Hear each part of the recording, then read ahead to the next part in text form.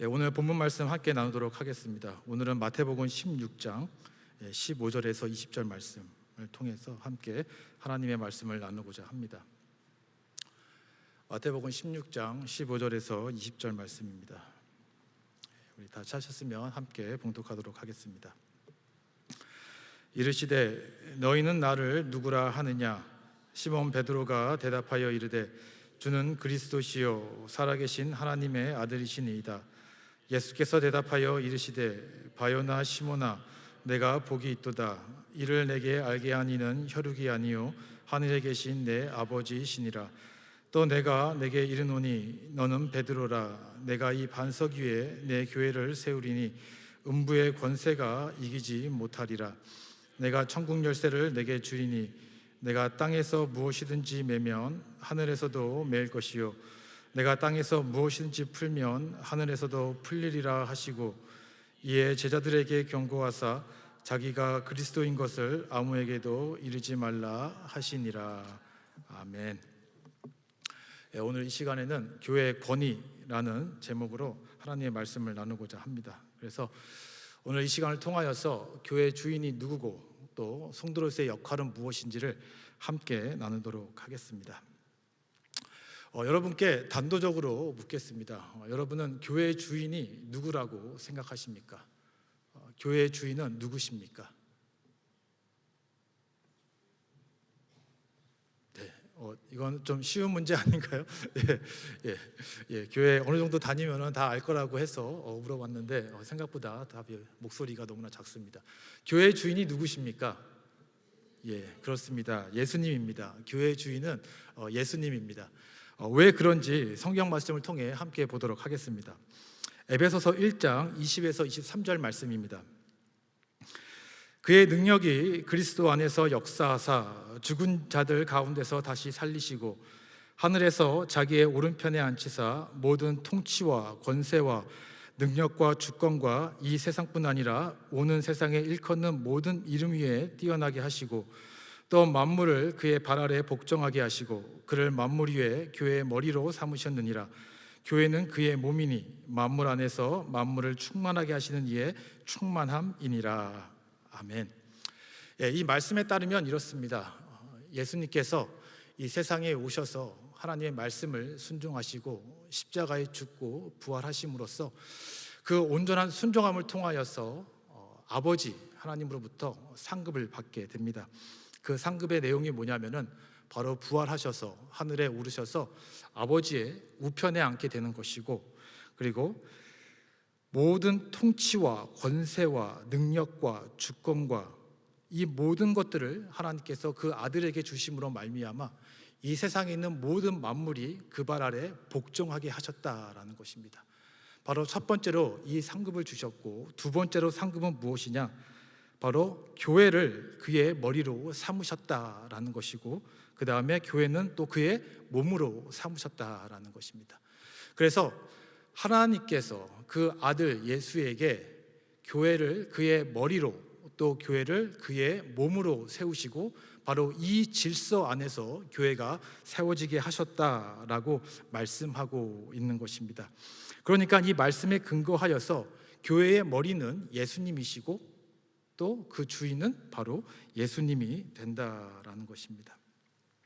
여기서 우리가 좀 더 깊이 보자면 이렇습니다. 교회의 몸이 예수님이다. 어떤 의미일까요? 교회는 성도들입니다. 예수님을 믿는 사람들이 모인 공동체입니다. 그런데 예수의 몸이 교회다라는 말은 결국 교회에 모인 모든 성도들 그리고 예수님이 하나의 연합을 이루는 것입니다. 바로 교회와 예수님이 한 연합을 이룬 공동체가 되는데, 그 공동체의 머리가 누구다? 그 공동체를 이루는 주인이 누구다? 바로 예수 그리스도시다라는 것입니다. 바로 그래서 예수 그리스도를 믿는 성도들 그리고 그와 한 연합을 이루는 예수님께서 바로 그 공동체의 주인이 되어서 그의 주권과 그의 능력과 그의 통치를 통하여서 이 교회를 다스리신다라는 것입니다. 바로 이것이 교회의 개념이라 할 수 있습니다. 그런데 여기서 한 가지 더 중요하게 우리가 생각해야 할 것이 있습니다. 그것은 무엇이냐면은 머리와 몸은 떨어지지 않은 하나의 유기체라는 것입니다. 그러니까 이 말은 무슨 말이냐? 머리와 몸이 분리되어서 머리는 머리대로 명령만 하고 몸은 몸대로 그것을 수행하는 그러한 관계가 아니라는 것입니다. 머리와 몸이 하나의 유기체, 연하체이기 때문에 머리는 육체의 연약함을 잘 알고 거기에 맞게 자기의 뜻을 다스리고 통치하는 일을 행한다라는 것입니다. 쉽게 말하자면 이렇습니다. 여러분은 여러분의 몸을 다스리고 통치하고 여러분의 머리의 생각대로 모든 일들을 행하게 합니다. 그런데 오늘 자고 일어났더니 몸의 컨디션이 좋지가 않습니다. 팔이 아픕니다. 그러면 어떻게 하죠? 오늘은 휴식을 취해야 되겠다. 오늘은 약을 먹어야 되겠다. 오늘은 운동을 하지 말아야 되겠다. 머리에서 그런 생각을 하고 거기에 맞게 몸이 움직이도록 한다라는 것입니다. 바로 예수님께서 그의 몸인 교회 그리고 성도라는 이 공동체를 항상 생각하시면서 성도가 약하고 연약하고 문제가 있다라고 한다면은 그것들을 생각하시고 돌보시면서 하나님의 뜻, 예수님의 뜻을 행하신다라는 것입니다. 바로 한 연합 안에서 그것들을 돌보면서 바로 교회를 세우시고 경영해 나아가신다라는 것입니다. 바로 그것이 주인 되시는 예수 그리스도께서 교회를 세워가시고 경영하는 방식이라는 것입니다. 이것이 바로 교회인 것입니다. 이러한 개념은 우리가 성경에서도 쉽게 볼 수가 있습니다. 예를 들어 요한복음 15장 5절에서 예수님은 자신을 포도나무다라고 말하고 그리고 그의 백성들 우리들을 가지라라고 말씀하고 있습니다. 포도나무와 가지 어떠한 관계입니까?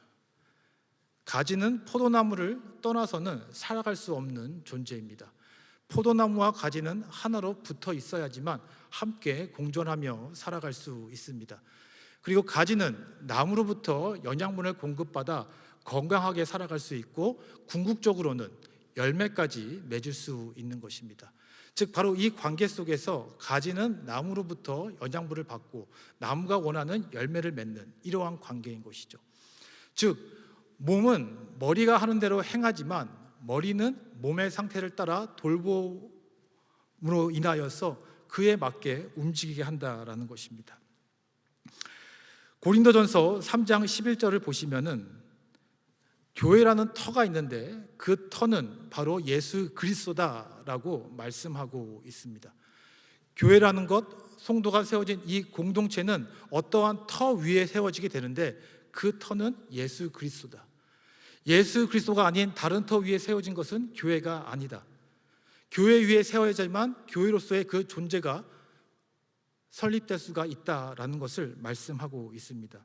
이것 역시도 예수님과 그의 몸인 교회의 관계를 분명하게 말씀하고 있습니다. 요한복음 10장 11절에서는 이렇게 말합니다. 나는 선한 목자라. 선한 목자는 양들을 위하여 목숨을 버리거니와 라고 말합니다. 예수님은 선한 목자 그리고 그의 백성은 양입니다. 양은 목자를 따라 살아갑니다. 그리고 목자는 양을 위하여 모든 일을 헌신합니다.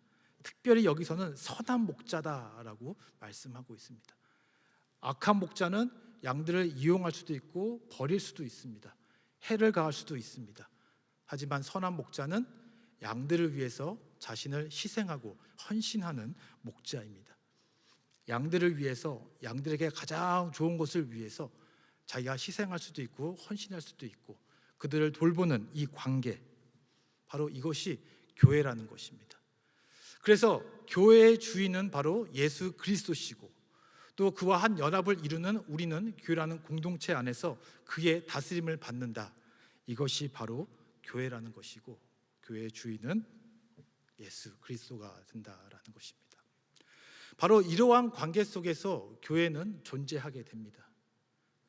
성도들만 모여서는 교회가 교회다울 수 없습니다. 바로 예수님의 다스리심, 통치하심, 그의 인도하심이 있어야 교회는 참다운 교회가 될 수 있습니다. 자, 그런데 우리가 여기서 한 가지 질문을 하게 됩니다. 그것은 무엇이냐면, 그렇다면 오늘날과 같은 이 세상에서 교회는 어떻게 예수님의 다스리심을 받을 수 있느냐라는 것입니다. 예수님은 교회에 명령하시고 교회에 말씀하시고 교회를 이끌어 가야 되는데 예수님께서는 육체적으로 교회 가운데 있지 않으십니다. 그리고 실질적으로 우리가 들을 수 있는 목소리로 이렇게 해라, 이렇게 해라 말씀하지 않습니다. 그렇다고 한다면 교회는 어떻게 그 주인 되시는 예수님의 통치 아래서 교회가 경영되어지고 세워질 수 있느냐라는 것입니다. 과연 누가 예수님을 대신해서 교회를 경영해 나가고 누가 예수님을 대신해서 그의 통치력을 따라 교회를 이끌어갈 수 있느냐라는 것입니다. 누가 과연 할 수 있는 것일까요? 쉽게 답하기 어렵다라는 것입니다. 실제로 초대교회를 보면은 사도들이 그와 같은 역할을 했습니다. 실제로 예수님과 함께하였고 예수님의 말씀을 들었고 예수님의 모든 사역을 보았기에 다른 사람과 구별되는 특별한 권세를 가졌고 그 권세를 통하여서 교회를 다스리고 이끌어갈 수 있는 권세를 이용하였습니다. 그래서 초대교회에서는 이렇게 사도들을 통하여서 교회가 세워지고 경영해 나아갈 수 있었습니다. 그렇다면 사도들 다음에는 누가? 그 후에는 누가? 그리고 오늘날에는 누가 예수님의 주권 아래 예수님의 뜻대로 이 교회를 경영해 나아갈 수 있느냐라는 것입니다. 어떻게 알 수 있을까요? 우리는 이 문제의 답을 그 신마리를 오늘 우리가 읽은 마태복음 16장에서 찾을 수 있습니다. 오늘 우리가 읽은 마태복음 16장에서 예수님은 제자들에게 묻습니다. 이렇게 쭉 사역을 하는데 사람들이 나에 대해서 누구라고 말하느냐? 제자들이 말합니다. 누구는 엘리야라고 하고 누구는 또 예레미야 같은 선지자다라고 말합니다. 그러냐? 그러면 너희는 나를 누구라 생각하느냐라고 말합니다. 이렇게 묻자 제자들 중에 한 명이었던 베드로는 이렇게 말씀을 합니다. 주는 그리스도시요 살아계신 하나님의 아들이시니이다 라고 말씀하고 예수님은 그 대답을 기쁘게 생각하시면서 내게 복이 있도다 라고 말하면서 18절에 이렇게 말씀을 합니다. 18절을 함께 보실까요? 너는 베드로라 내가 이 반석 위에 내 교회를 세우리니 음부의 권세가 이기지 못하리라 라고 말씀합니다. 예수님께서 교회를 세운다라고 하는데 어디 위에 세운다고 하십니까? 반석 위에 세우신다라고 합니다. 그리고 이 반석은 무엇을 의미합니까? 이 반석은 베드로의 신앙 고백을 가리킵니다. 즉 바로 예수님은 그리스도시요 살아계신 하나님의 아들입니다 라는 이 신앙 고백 위에 예수님께서는 교회를 세우시겠다라고 말씀하고 있는 것입니다. 그런데 이 신앙 고백에 대해서 여러 가지 논란이 있습니다. 이 로마 카톨릭 천주교에서는 이 신앙 고백에 대해서 베드로의 개인적인 고백에 대해서 예수님이 대답하신 것이다 라고 주장을 합니다. 그래서 베드로의 신앙 고백 위에 교회를 세우겠다라고 해석을 합니다. 그러니까 한마디로 말해서 예수님이 가지고 있는 교회에 대한 그 주인 되심, 그 통치권, 그 주권을 바로 예수님이 듣기 좋은 고백을 한 베드로에게 주겠다라고 해석을 하면서 바로 예수님께서 이 세상을 떠나 하늘로 올라가신 후에 교회에 대한 주인 되심, 그 주권을 베드로에게 주었다. 베드로가 바로 후계자다라고 해석을 하는 것이고 바로 이러한 해석을 바탕으로 해서 베드로 교황으로서 교회에 대한 모든 권한, 권리, 주권을 갖게 된다라고 해석하며 지금도 이와 같은 방법으로 교회를 세워가고 있는 것입니다. 다른 모든 제자들은 배제한 베드로만이 바로 예수님의 이 주권을 이어받는 후계자다라고 해석을 하는 것입니다. 반면에 이 루터와 칼빈과 같은 종교개혁가 그리고 우리 개신교에서는 다르게 해석을 합니다. 베드로의 신앙 고백 그것보다는 바로 그 신앙 고백 자체를 의미합니다. 바로 이 신앙 고백 자체 위에 교회를 세우겠다라고 해석하는 것입니다. 그래서 바로 베드로가 고백하는 것처럼 예수님은 그냥 일반 사람이 아니다. 예수님은 바로 구약에서 우리를 구원하겠다라고 주신 그 하나님의 약속에 따른 메시아다, 하나님의 아들이다, 이와 같은 이 신앙 고백, 바로 여기 위에 예수님은 교회를 세우겠다, 이렇게 해석을 하고 있는 것입니다. 그래서 중요한 것은 베드로가 그 고백을 해서 예수님이 그 위에 교회를 세우겠다는 것이 아니라 바로 예수님이 살아계신 하나님의 아들이요, 그리스도요, 메시아요, 우리를 구원하시는 그 구세주다라는 믿음에서 나오는 그 신앙 고백 위에 교회를 세우시겠다라고 말씀하고 있는 것입니다. 실제로 그렇습니다. 예수님께서 이 질문을 처음에 던졌을 때는 베드로한테 질문을 한 것이 아니라 제자들 전체에게 이 질문을 하였습니다. 그리고 비록 베드로가 이 답을 하였지만 실질적으로 교회를 경영해 나가는 모든 일은 바로 예수님의 제자들, 사도들이 함께 했다라는 것을 성경을 통해서 알 수 있습니다. 특별히 에베소서 20장 22절에서도 이렇게 말씀합니다. 너희는 사도들과 선지자들의 터 위에 세우심을 입은 자라, 그리스도 예수께서 친히 모퉁이 돌이 되셨느니라 라고 말씀하고 있습니다. 무슨 의미죠? 에베소 교회가 세우심을 받았는데 어디 위에 세워졌느냐? 모든 사도들과 선지자들의 터 위에 세워졌다라고 말씀하고 있는 것입니다. 만약에 천주교처럼 예수님이 갖고 있는 그 모든 주권과 통치력이 베드로에게 전해졌다라고 한다면은 에베소 교회 역시 베드로 위에 세워졌다라고 해석해야 할 것입니다. 하지만 사도 바울은 그렇게 말하지 않습니다. 사도들과 모든 선지자들 위에 세우셨다. 그리고 예수님은 모퉁이 돌이다라고 말씀하시면서 여전히 교회의 주인은 예수 그리스도시고, 그리고 예수 그리스도를 통하여서 권세를 받은 사도들, 그 신앙 고백한 위에 에베소 교회가 세워졌다라고 말씀하고 있는 것입니다. 그래서 이와 같은 해석을 통하여서 우리가 말할 수 있는 것은 무엇이냐? 예수님께서는 어디 위에 교회를 세우셨다? 바로 예수 그리스도가 우리의 구세주입니다라는 신앙 고백, 그 성도들 위에 교회를 세우셨다라는 것입니다. 그리고 19절을 보시면 여기에 더해서 얘기합니다. 바로 그러한 자들에게 권세를 주는데 이렇게 말씀을 합니다. 내가 천국 열쇠를 내게 주리니 내가 땅에서 무엇이든지 매면 하늘에서도 매일 것이요, 내가 땅에서 무엇이든지 풀면 하늘에서도 풀리리라 라고 말씀을 하십니다. 어떻게 해석을 해야 할까요? 천국 열쇠는 뭐고 또 땅에서 매면 하늘에서 매인다, 어떻게 해석을 해야 하는 것일까요? 여기에 대한 답을 이사야 22장 15절 이하에서 찾을 수 있습니다. 당시의 내용은 이렇습니다. 당시 왕국에 국고를 맡은 셈나라는 자가 있었습니다. 근데 그 셈나라는 자가 하나님의 말씀대로 그리고 국고를 제대로 경영해 나아가지 못합니다. 그래서 하나님께서 그를 벌하시고 그 사람 대신에 엘리야킴을 국고 맡는 자로 세우십니다. 그리고 그에게 이렇게 말씀을 하십니다. 이사야 22장 22절, 내가 또 다윗의 집의 열쇠를 그의 어깨에 두리니 그가 열면 닫을 자가 없고 닫으면 열 자가 없으리라 라고 말씀을 합니다.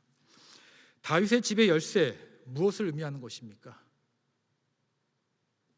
국고를 열고 거기에 재산과 보물이 얼마나 많이 있는지를 보고 다 계산하고 다스릴 수 있는 권세를 주시겠다라는 의미인 것이고, 또 그가 열면 닫을 자가 없겠고 닫으면 열 자가 없으리라. 이 말은 그렇게 해서 그 권세대로 경영하는 것에 대해서 왕도 그대로 행하겠다라고 말씀하고 있는 것입니다.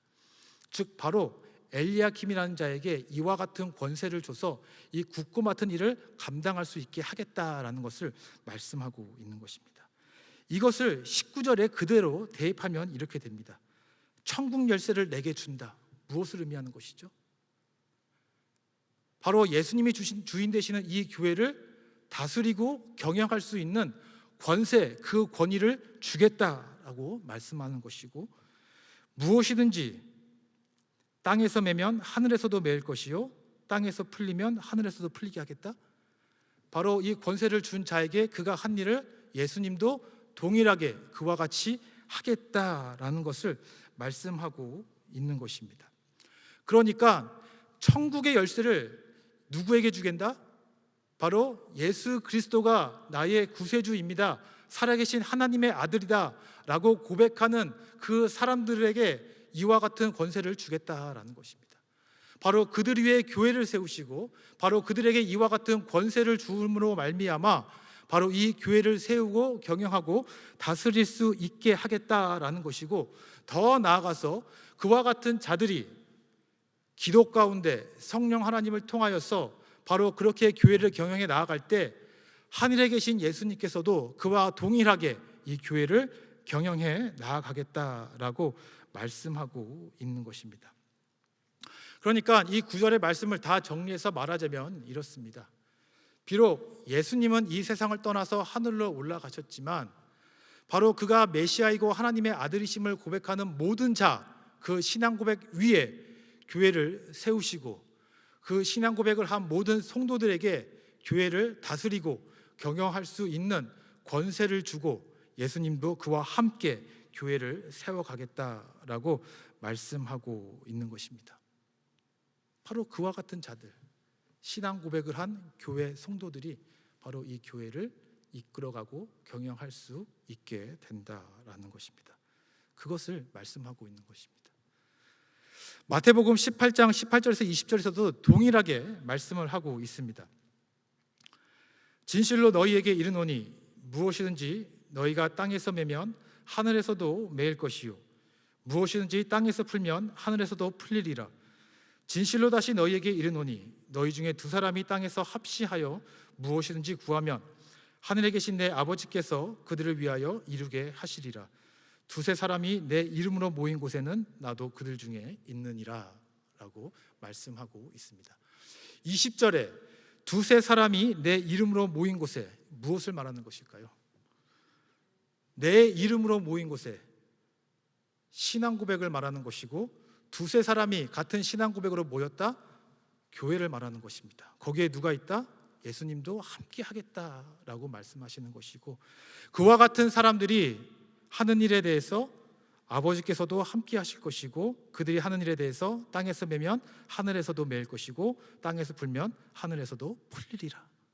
동일하게 말씀하고 있는 것입니다. 결국 비록 예수님은 이 땅 가운데 계시지 않고 우리에게 직접적으로 말씀하고 계시진 않으시지만 우리가 그의 주권 아래 같은 신앙 고백을 하는 우리 성도들이 바로 이 교회를 경영하고 세워갈 수 있는 권세를 가지고 있다라는 것입니다. 바로 여러분이 이 교회를 세워가는 주권자, 통치자, 위임받은 권세를 가진 자가 된다라는 것입니다. 이와 같은 권세, 이와 같은 권리, 권위, 어떠한 종류의 권위일까요? 왕이 백성에게 명령하는 그러한 권세일까요? 자, 너는 가서 이거 하고, 너는 가서 이거 하고, 너는 오늘까지 이걸 끝내, 이렇게 명령하는 권세를 의미하는 것일까요? 그렇지 않죠.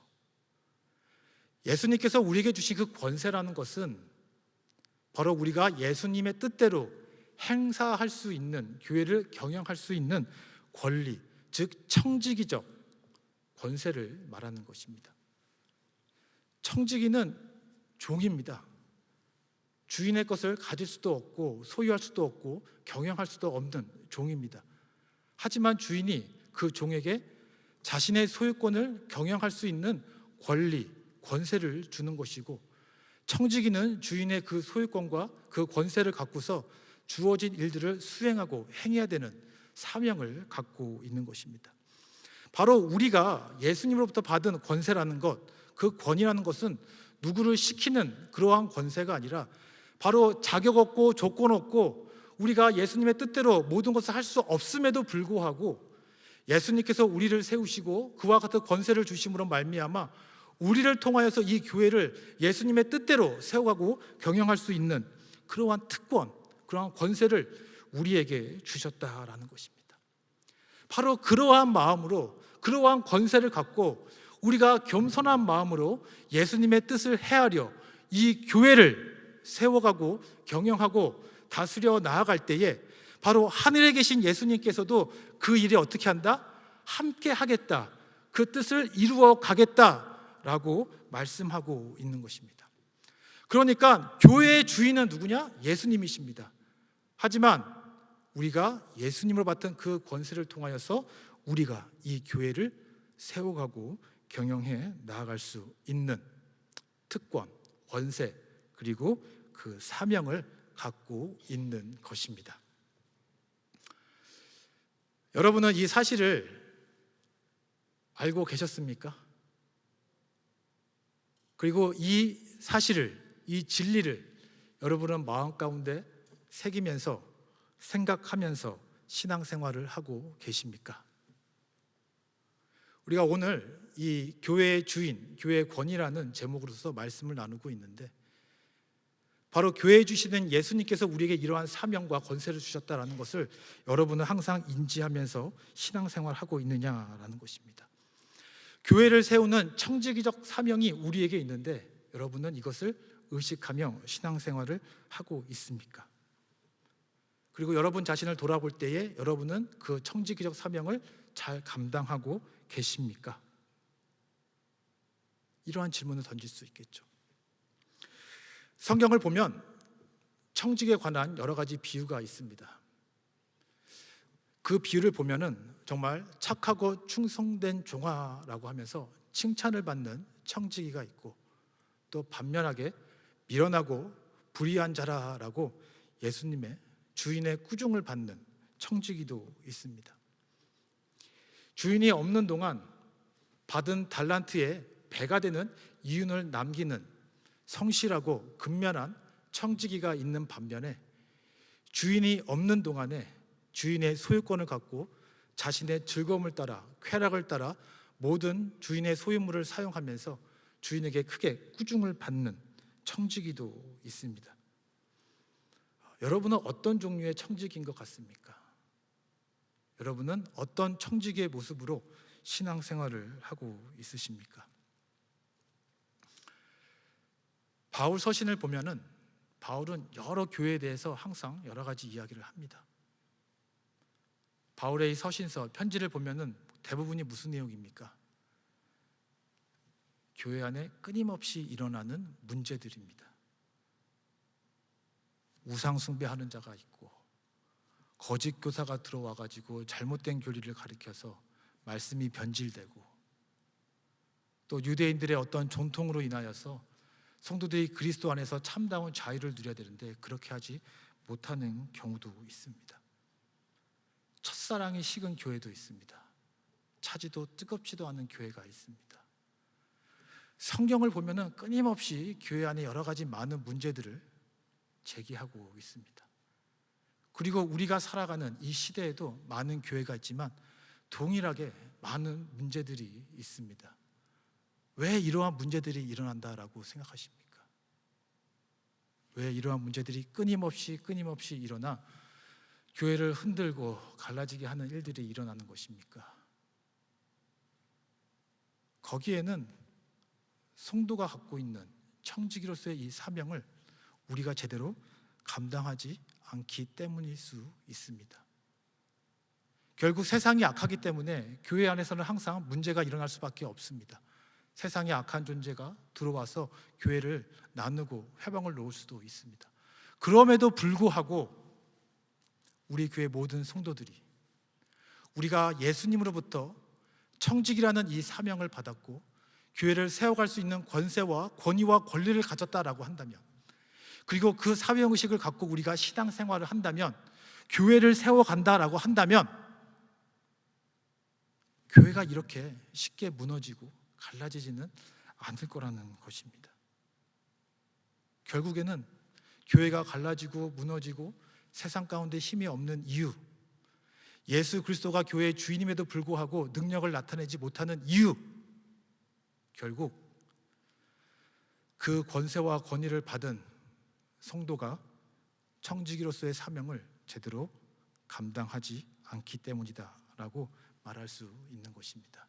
그렇기 때문에 우리는 신앙생활하면서 우리가 누구인지, 교회의 주인 되시는 예수님으로부터 어떤 사명과 어떤 권세를 받았는지를 우리는 항상 생각하고 신앙생활하며 교회를 섬겨야 할 것입니다. 근데 이런 배경 속에서도 저는 하나님께 너무나 많은 감사를 드릴 수 있습니다.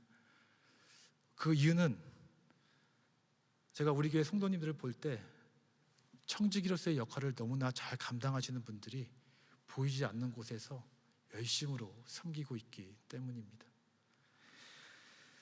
지금은 하지 않으시지만 작년까지만 하더라도 항상 주일 새벽이면은 일찍 교회에 오셔서 주보 안에 모든 삽질을 다 넣으면서 주보를 항상 정리하시는 분이 계셨습니다. 그리고 지금처럼 헤브론 경건 훈련이 있은 날에는 우리 교회 분들이 남들보다 일찍 와서 교회 앞에서 주차 요원으로 섬기면서 교회 오시는 분들을 안내하시는 분들이 있습니다. 어떤 행사가 있을 때마다 보이지 않는 교회 주방에서 음식을 만들고 봉사하시고 섬기는 분들이 있습니다. 하나님께 찬양으로 영광 돌리기 위해서 남들보다 새벽에 일찍 와서 찬양 연습을 하고 또 찬양을 통하여서 하나님께 온전한 예배를 드리시는, 경배를 드리는 분도 있습니다. 남들이 오지 않는 밤에 혼자 오셔서 친교실에 있는 테이블을 하나하나 다 깨끗하게 닦으시는, 보이지 않는 곳에서 섬기시는 분들이 있습니다. 보이지 않는 곳에서 항상 교회를 위해서 꾸준히 기도하시고 섬기시는 분들이 있습니다. 모든 사역과 프로그램이 있을 때마다 보이지 않는 곳에서 그 모든 프로그램들이 잘 이루어질 수 있도록 묵묵히 섬기시고 자신을 희생하시고 섬기시는 분들이 있습니다. 이러한 하나하나의 작은 섬김, 작은 봉사, 바로 이런 분들을 통하여서, 이런 청지기적인 헌신과 사명을 통하여서 교회는 교회답게 세워질 수 있는 것입니다. 나 하나는 별거 아니지만 예수님께서 나를 사랑하시고 예수님께서 나와 같이 나에게 이와 같은 사명을 줬다라는 그 사명의식으로서 보이지 않는 곳에서 교회를 섬길 때에 바로 교회는 교회다워지는 것이고, 교회는 인간의 생각으로 세워지고 경영되는 것이 아니라 주인 되시는 예수님의 뜻대로 교회는 세워지게 되는 것입니다. 그렇기 때문에 저는 이런 교회의 성도들을 보면서 감사의 마음이 생기고 도전을 받게 되고, 저 또한도 주신 그 특권과 권세를 갖고 교회를 섬겨야 되겠다라는 생각을 하게 됩니다. 결국 교회가 교회다워지는 것, 그리고 교회가 주인 되시는 예수님의 뜻대로 세워지고 경영될 수 있는 그 열쇠는, 그 비결은 다른 것이 아니라 바로 그 권세를 받은 우리 성도들의 자세인 것입니다. 신앙 생활인 것입니다. 그거에 따라 교회는 건강하게 세워질 수도, 아니면 세상 가운데 힘없이 무너질 수도 있는 것입니다. 우리의 삶을 돌아보시고 여러분의 개인적인 신앙 생활을 한번 돌아보시면서 어떻게 우리가 건강한 교회를 세울 수 있을까 한번 고민해 보시길 바랍니다. 그리고 그와 같은 고민 속에 바로 우리가 더욱더 하나님 보시기에 합당한, 예수님이 기뻐하시는 그러한 교회를 세워가기를 주님의 이름으로 축원드립니다.